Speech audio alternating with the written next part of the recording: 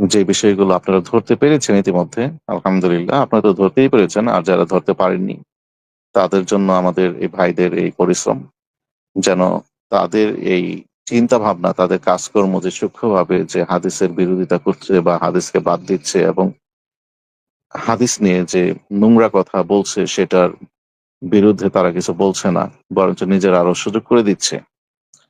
এদেরকে অবশ্যই আমাদের জাতির সামনে অবশ্যই তুলে ধরতে হবে। এদের আচরণগুলো দেখাতে হবে। বাদবাকি আল্লাহর ইচ্ছা। আপনাদের বিষয়। আপনারা কিভাবে বিষয়গুলো নেবেন। হাদিস অস্বীকার করার যে প্রচেষ্টা, যে যে উদ্দেশ্যে করুক না কেন, এই প্রচেষ্টা হলো দিন অস্বীকার করার প্রচেষ্টা।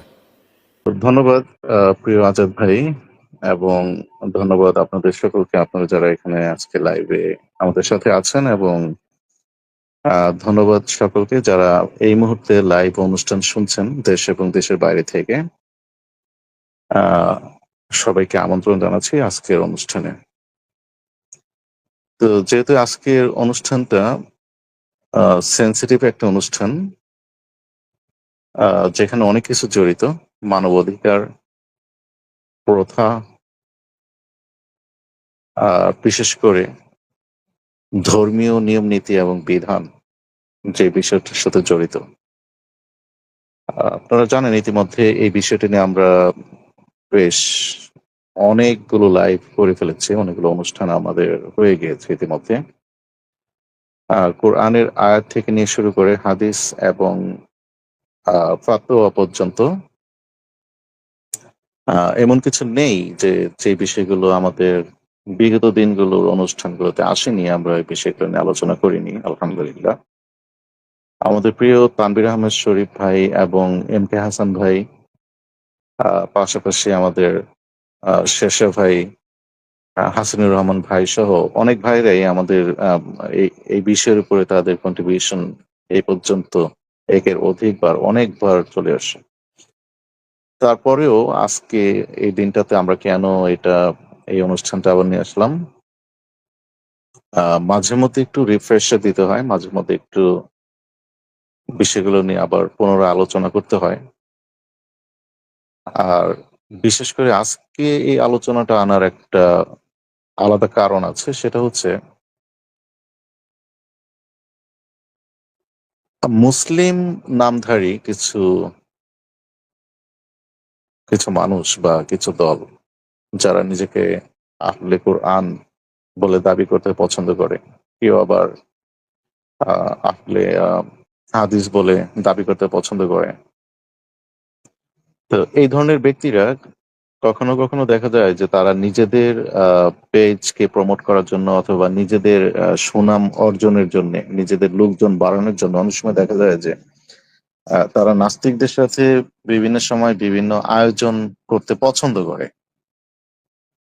যখনই দেখা যায় যে তাদের ভিউয়ার্স ফলোয়ার্স একটা টানপোড়েন অবস্থায় আছে, তখন তারা এই ব্যবস্থাটা তারা বেছে নেয় তাদের নিজেদের স্বার্থে। আর যেখানে পার্সোনাল স্বার্থটা জড়িত, সেখানে কোরআন অথবা হাদিসটা আসলে ওইভাবে তাদের কাছে প্রাধান্য পায় না। তো এর ভিতরে ভিউয়ার্স আমরা যারা আছি, তারা বেশ কয়েকটা ভাগে আমরা বিভক্ত করতে পারি। একটা হচ্ছে যে আহ, একজন পার্সন আরেকজন পার্সনকে খুব বেশি পছন্দ করে, তাকে ফলো করে, সে যেখানে যায় সেখানে তার আলোচনা শুনে। আর আরেকটা আছে, সে ইসলামকে জানতে চায়, ইসলামের প্রত্যেকটা জীবন ব্যবস্থায় কি কি বলা আছে, ইসলামে আমলের ব্যাপারে কি বলা হয়েছে, এই বিষয়গুলো জানতে চান এবং তার আমলে আনতে চান। আর আরেকটা আছে, সবাই যায় তাই আমিও থাকি, পাশেই থাকি, আছি। তো এখন আমরা যেই পর্বটা আজকে নিয়ে আসছি, এটা হয়তোবা আজকের এই দিনে শেষ করা যাবে না। আমাদের এই অনুষ্ঠান হয়তোবা ৩টা বা ৪টা পর্বে আমরা শেষ করতে হতে পারে, বা একটু বেশি কম হতে পারে। তার একটা মূল কারণ হচ্ছে আমাদের এই বিশেষ করে অনলাইনে, ফেসবুক, ইউটিউব বলেন, এই অনলাইনে আমরা যারা বাংলা ভাষাভাষী, আমরা যারা আছি, অনেকেই আমাদের মাঝে ইতিমধ্যে অনেকে আসছেন। তারা বিভিন্ন সময়ে বিভিন্ন নাস্তিকের সাথে তারা ডিবেট করেছেন, তারা বিভিন্নভাবে আহ, আলোচনা করেছেন। তো আহ, এর মাঝে অনেকেই চলে গিয়েছেন, অনেকেই হঠাৎ করে দেখা গিয়েছে যে তাদের বিশাল লম্বা গ্যাপ ছিল। আবার অনেকে কন্টিনিউসলি তাদের যে ইসলামের প্রতি যে দায় দায়িত্ব, যে কাজকর্ম, এটা চালিয়েছেন। আবার অনেকে দেখা গিয়েছে তারা কোরআন হাদিস সবকিছুই মানে, কোরআন হাদিস ইজমা কিয়াস সবকিছুই মানে, এরকমটা করে তারা আমাদের ভিতরে এসেছে। আবার হঠাৎ করে দেখা গিয়েছে যে তাদের যে ভণ্ডামি, এটা বিভিন্নভাবে ধরা খেয়েছে, সময়ে সময়ে ধরা খেয়েছে। তারা তারা মূলত হাদিসকে অস্বীকার করা থেকে নিয়ে শুরু করে হাদিসের বিরোধিতা করা, হাদিস নিয়ে প্রশ্নবিদ্ধ করা, বা কেউ কেউ এমনও তো দেখা গিয়েছে সরাসরি কোরআনের আয়াতকে প্রশ্নবিদ্ধ করা, এই ধরনের কাজকর্ম তারা করেছে। তো এগুলো সবসময় দেখা যায় যে সকল মানুষের কাছে বিষয়গুলো পরিষ্কার হয় না। অনেক সময় সাধারণ মানুষ এগুলো ধরে উঠতে পারেন না। এমনকি কিছু অসাধারণ মানুষ, অসাধারণ ভাইরাও কিন্তু ওই বিষয়গুলো ধরে উঠতে কষ্ট হয়। একটা সময় মনে হয় যে এই ব্যক্তিটা যা বলছে মনে হয় ঠিকই বলছে। তো ঠিক তেমনি খুব সূক্ষ্মভাবে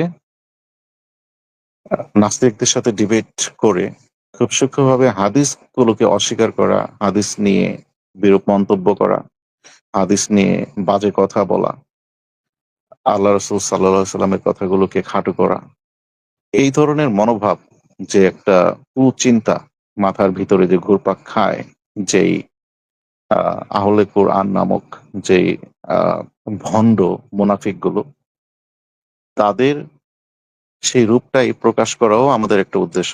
যে তাদেরকে প্রকাশিত করা, মানুষকে আহ, সাবধানতা অবলম্বন করার জন্য আহ্বান করা, যে এদের কাছ থেকে আপনারা সাবধানতা অবলম্বন করবেন। যে বিষয়গুলো আপনারা ধরতে পেরেছেন ইতিমধ্যে, আলহামদুলিল্লাহ, আপনারা তো ধরতেই পেরেছেন। আর যারা ধরতে পারেননি, তাদের জন্য আমাদের এই ভাইদের এই পরিশ্রম, যেন তাদের এই চিন্তা ভাবনা, তাদের কাজকর্ম যে সূক্ষ্মভাবে যে হাদিসের বিরোধিতা করছে বা হাদিসকে বাদ দিচ্ছে এবং হাদিস নিয়ে যে নোংরা কথা বলছে সেটার বিরুদ্ধে তারা কিছু বলছে না, বরঞ্চ নিজের আরো সুযোগ করে দিচ্ছে, এদেরকে অবশ্যই আমাদের জাতির সামনে অবশ্যই তুলে ধরতে হবে। এদের আচরণগুলো দেখাতে হবে। বাদ বাকি আল্লাহর ইচ্ছা, আপনাদের বিষয়, আপনারা কিভাবে বিষয়গুলো নেবেন। আর আরেকটা কথা হচ্ছে যে এই ধরনের ব্যক্তিদেরকে যখন বলা হয় কোন একটা গ্রুপে বা মুসলিমদের কোন একটা গ্রুপ কলে যখন যুক্ত করা হয়, কোনো লাইভ অনুষ্ঠান করার আগে, যে আমরা একটু আলোচনা করি, আসেন দেখি আলোচনার মাধ্যমে যদি আপনার কোনো সমস্যা থাকে তাহলে সেটা সমাধান আমরা টানতে পারি কিনা, তখন তারা মুসলিমদেরকে নাস্তিক বলে দাবি করে। তারা বলে যে আমি তো ভাই কোনো নাস্তিকদের গ্রুপে আমি যুক্ত হই না। বরঞ্চ দেখেন, এরা এতটাই ইতর যে এরা নাস্তিকদের সাথে ডিবেট করে, নাস্তিকরা গালাগালি করে, এবং ডিবেটের ব্যাপারে তারা আলোচনা করে। তারা কখন, কবে, কয়টার সময় তারা আলোচনা করবে, তারা নাস্তিক গ্রুপে ঠিকই যুক্ত হয়, ওইখানে ঠিকই আলোচনা করে। কিন্তু কোনো মুসলিম যখন তাদেরকে ডাকে যে ভাই, প্রিয় ভাই, আসেন আমরা একটু আলোচনা করি, যদি ভুল ভ্রান্তি থাকে তাহলে আমরা নিজেরাই সমাধান করে নিতে পারবো, তখন তারা মুসলিমদেরকে নাস্তিক বলে তারা দাবি করে যে আমি কোনো নাস্তিকদের সাথে কথা বলি না। এখন কে নাস্তিক আর কে মুসলিম, এই জিনিসটাই যদি আহ উম, আমি আসলে এই কথাটা বলতে চাচ্ছি না যে এই এই বিষয়টা যদি না বুঝে, এটা না বুঝার তো কিছু নাই। এটা হচ্ছে সরাসরি একটা ভন্ডামি এবং সরাসরি একটা ইতরামি। মানে সবকিছু উলটপালট তাদের কাছে, কারণ তাদের কাছে সত্য নেই। তাদের কাছে যা আছে শুধুমাত্র মিথ্যে আর ভন্ডামি। মুসলিমদেরকে বলবে নাস্তিক, আর নাস্তিকদেরকে তারা করে নেবে বন্ধু। মানে ওরাই তাদের বন্ধু, যারা হাদিস অস্বীকারী তারা তাদের বন্ধু। সেটা ইনশাআল্লাহ প্রমাণিত হবে আরো কিছুক্ষণের ভিতর ইনশাআল্লাহ।